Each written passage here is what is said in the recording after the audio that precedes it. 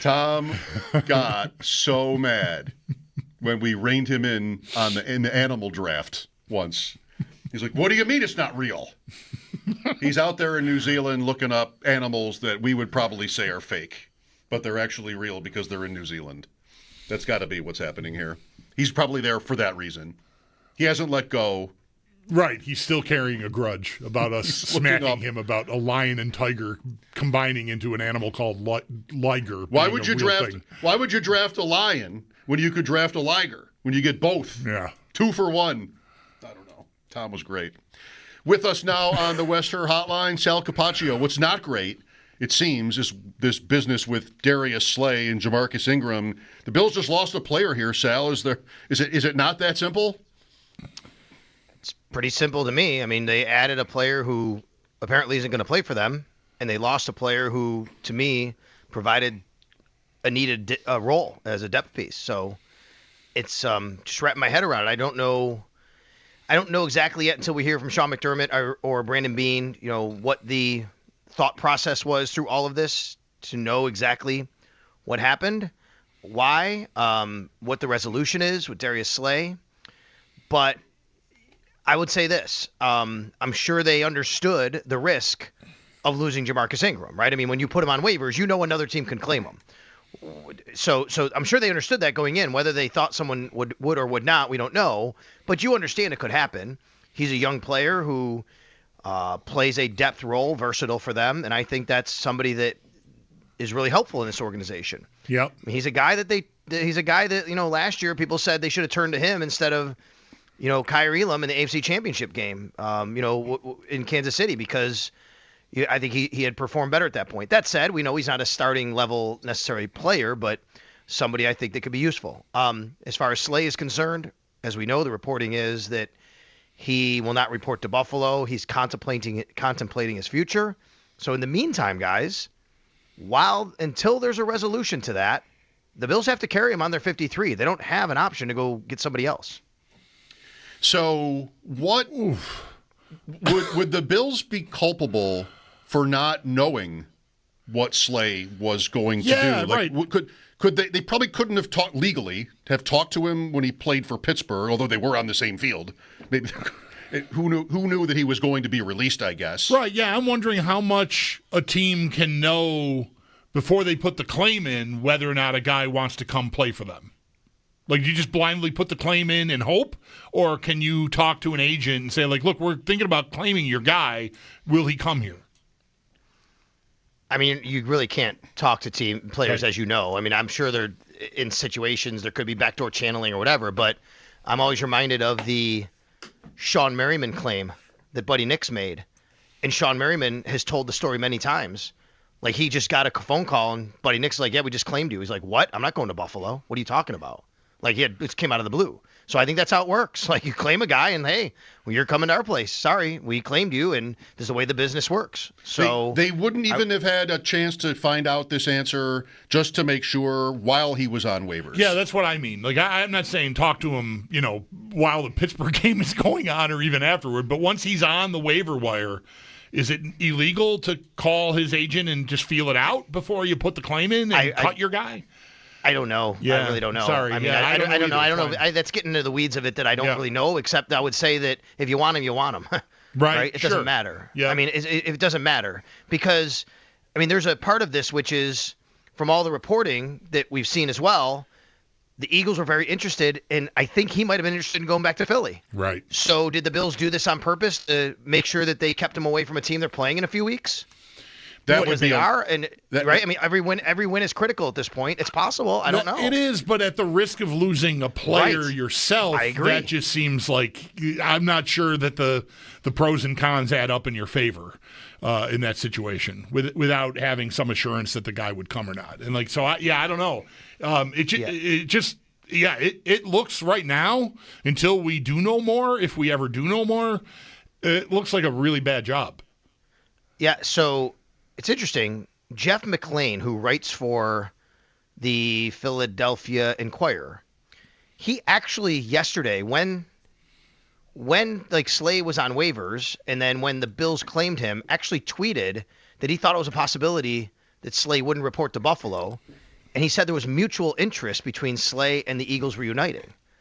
And I'm like, well, if he knows that, then, right, go back to your original question. Wouldn't other people maybe know that? Right. So is it just the Bills going, we don't care, we want to keep you away from the Eagles? Is the Bills saying, hey, we really want him, and we'll convince him to come to Buffalo? That could be it, right? I mean, that, this is a player that we want, and we're going to, we have his rights. He has no other choice. He's got to come here. He doesn't play. So I just think there's a lot here that we don't totally know yet. And at the end of the day, I agree. It doesn't look great that they just lost Ja'Marcus Ingram to a conference rival, by the way, who you could wind up playing in the playoffs as well. Houston. The Houston Texans. And you don't have the player that you put a claim in for yesterday. So you just said they got to carry him. Like, what's the window on that? Like, can they move him soon to like a reserve didn't report list or something, and then replace, go find another corner somewhere? There is a reserve/did not report list. That is an option from what I understand at some point. I don't know when that point would be. Okay. If you remember Dree Archer, remember that name? Mm-hmm. The Bills claimed a guy named Dree Archer, like this really fast player. He played for the Pittsburgh Steelers as well, ironically. And this is a young player, though, and he just decided he's not reporting to Buffalo several years ago, obviously now, maybe 10 years ago. And he's decided he's not coming to Buffalo. And at some point, I think they put him on the reserve did not report list, and he just gets stashed away until he comes. Now, generally, that list is reserved for people who are in like contract holdouts, training camp, did not report, something like that. This is a weird one. This is a different one. So I'm not sure the mechanism of it, but yes, that is an option. I mean, if he really is going to retire, you could put him on the reserve retired list. Then that would open a 53 spot. But guess what? So everybody knows you can't just retire and then choose your team to come back to. If the Bills were to do that, he'd still be the Bills, the property of the Buffalo Bills if he decided to play again until they specifically released him. Well, I'll just say two things because we don't need to spend the whole time on a guy that's never going to play for them probably. But one is, it's not like he was good. I mean, Pittsburgh was dissatisfied. They were done. They're not eliminated or anything. It's not like he was good in the present. And the other is, I know you're not saying this. You're saying it's possible. I can't believe the Bills would just want to block the Philadelphia Eagles for this player. Like, it's just, yes, they play, and they also play, teams he's faced already this season. But that just does not seem like a smart idea. It's not enough. If the Bills were so big on that, they could be doing that every week, just like picking up guys. It sort of feels like a, more of a fan idea than an actual real NFL team idea. Yeah, I'm trusting that they saw enough in something in particular, certain matchups, whatever, that they thought this guy can help us, even if it's just if we suffer an injury. They've had a very rough year injury-wise, so this is a player that, you do your work on everyone, right? He's available. Let's go under the hood. What do we see here in man coverage? What do we see in different schemes? What do we see in matchups against, different players when the defense is playing this scheme or what? And I want to trust that they had enough football reasons to want him in the first place. And it's kind of a bummer. I think, I don't know how much of an impact you would have expected him to have, but he did. He was on the Eagles Super Bowl team last year. He had an interception in the wild card round against the Packers. So it's not like he's miles away from having helped the team. Agreed on all of that. I would tend to lean more on they wanted this player than they just wanted to block the Eagles. But considering that there was already reporting from a reporter saying the Eagles and Slay would like to reunite, and that reporter even said maybe he won't report to Buffalo, kind of gets you okay, well, if that's the case, then I'm sure somebody somewhere might have known that, but it doesn't matter. Even if you know it in your own building, even if Brandon Beane knew it or his scouts knew it or whatever, they may say, yeah, well, guess what? We're going to claim and we'll convince him to come to Buffalo, and he's got no choice. Well, his choice would be just not to play, I guess. So we'll see about that. So I agree with you, Bulldog. I would lean that way more than anything. And then the other piece of this that it's tough for me to see is they released Ja'Marcus knowing that he'd go on waivers. And to me, that's a player that can help you, but he has been a healthy scratch. And you do know the risk of it, right? It's not like you're just releasing him going, oh, we'll get him back. Like, someone could claim him. So was the plan already that they were going to move on from him in some capacity? You know what I mean? Like, I don't know that, but it feels like maybe that was the case. So what do they do now? Well, they're down a DB now. They're down a corner on their 53, by the way. they only have 3 outside corners: Christian Benford, Max Harrison, and Tre'Davious White. So is the answer now you could elevate Dane Jackson, or you could sign him to the 53-man roster. Yep. That could have been it too. Maybe they were going to sign Dane and release Ja'Marcus anyway. I don't know. I'm just trying to come up with, what possibilities could have been happening here. Do we know there weren't other teams also putting claims in? Do we know it was just the 2 teams? Because if it's reverse record, I mean, they could have been blocking them from They could have been blocking them from Indianapolis, which lost Gardner or some other team above them in the standings. It's a good question. I have not seen or heard any reporting on that. Only the Eagles, but it is very possible. Okay. Today, so new name on the injury report. Everybody's taking a turn. AJ Epenesa, from the defensive line at least, Epenesa in street clothes, foot injury. Do we know how serious or maybe when that happened? So my guess is it did not happen at practice yesterday. I know they had a lot of practice injuries, and people are asking why. And the reason I say that is if it happened at practice, it probably wouldn't have finished practice, or in some capacity would have had, the some sort of designation, right? But then again, Ed Oliver got stepped down at the end of a walkthrough, and they evaluated it, and so it could happen.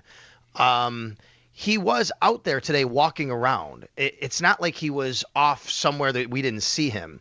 So I'm encouraged by that. It's the day of this happening. We don't know what happened, but it puts you in a pretty tough spot here too, because you only have Greg Rousseau and Javon Solomon now as seemingly your only 2 healthy defensive ends. You have Morgan Fox, who I suspect anyway, because of Joey Bosa's injury, would be up with the team this week. That's my guess from the practice squad. He's been here for several weeks now.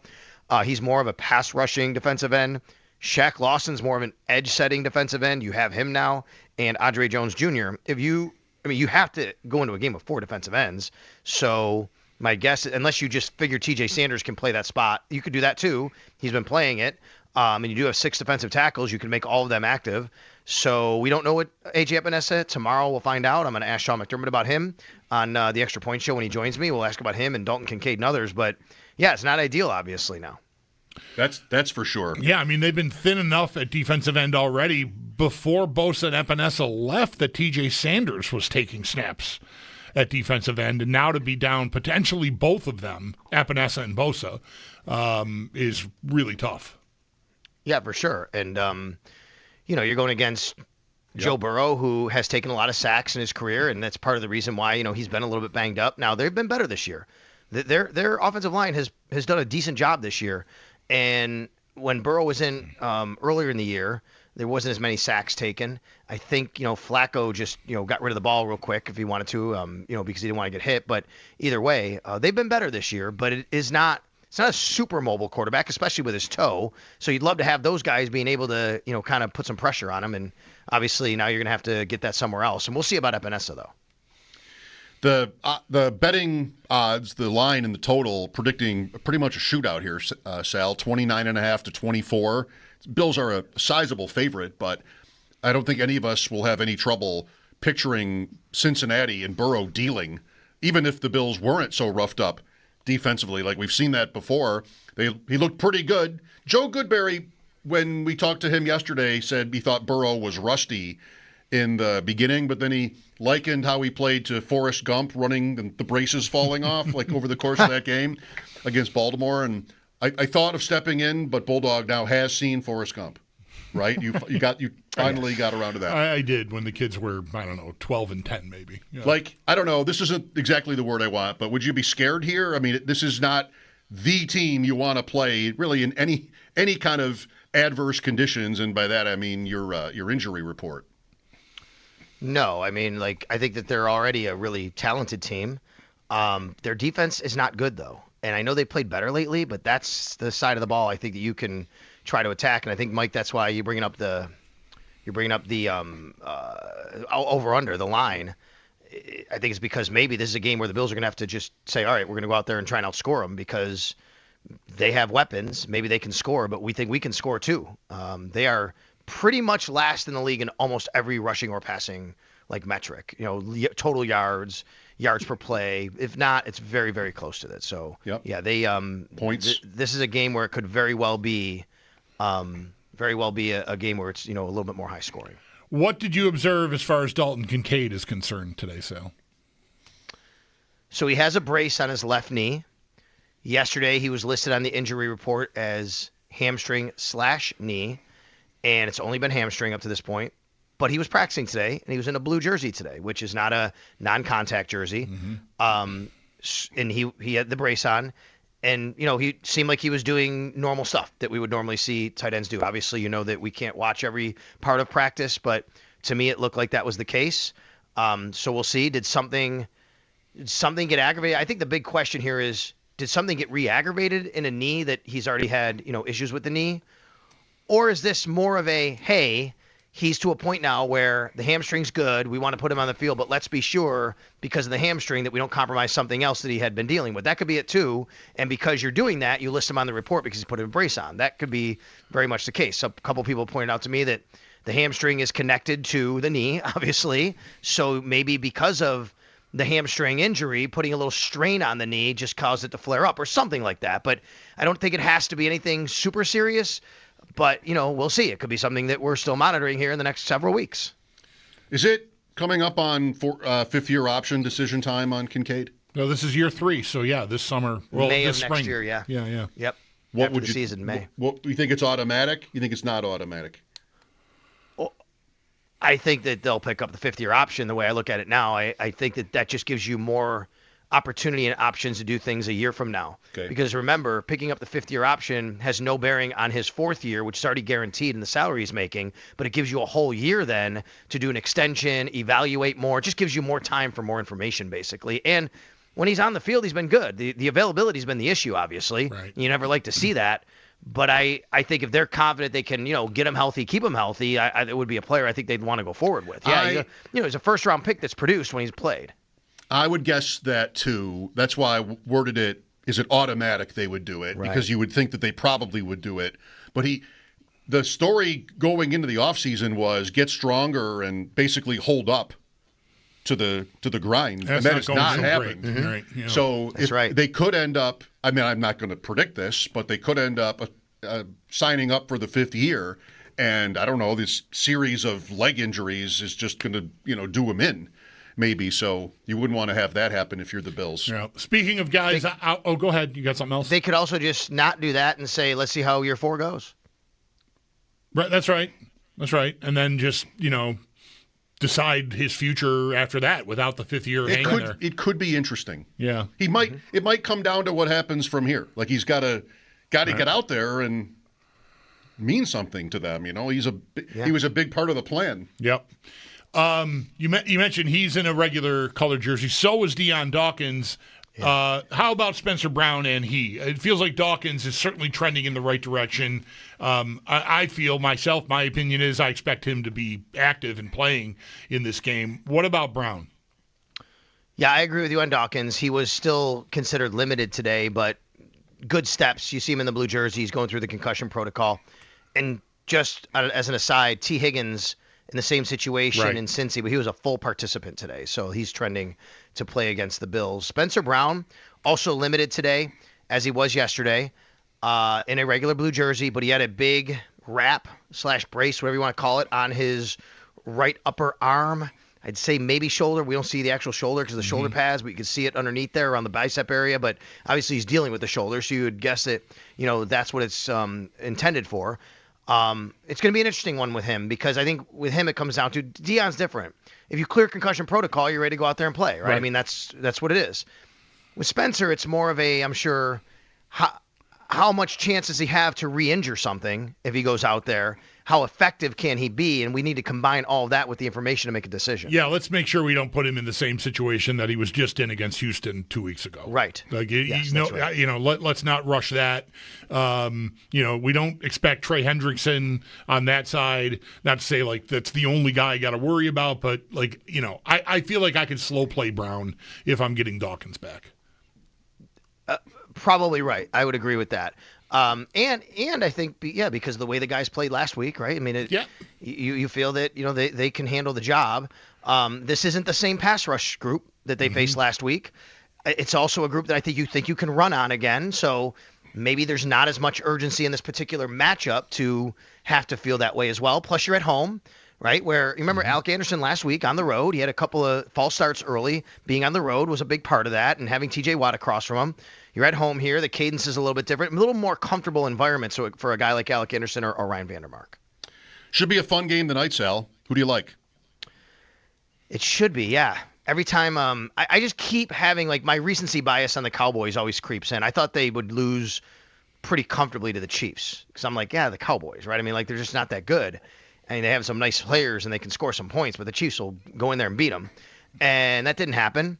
And I kind of feel the same way tonight, but Detroit hasn't been the same. Detroit is not going to have Amon-Ra St. Brown, which is really big for them, but I think their offensive line is getting healthier, which is nice. I'm going to pick Detroit just because of that. And maybe it's just me not believing in Dallas as much as I should.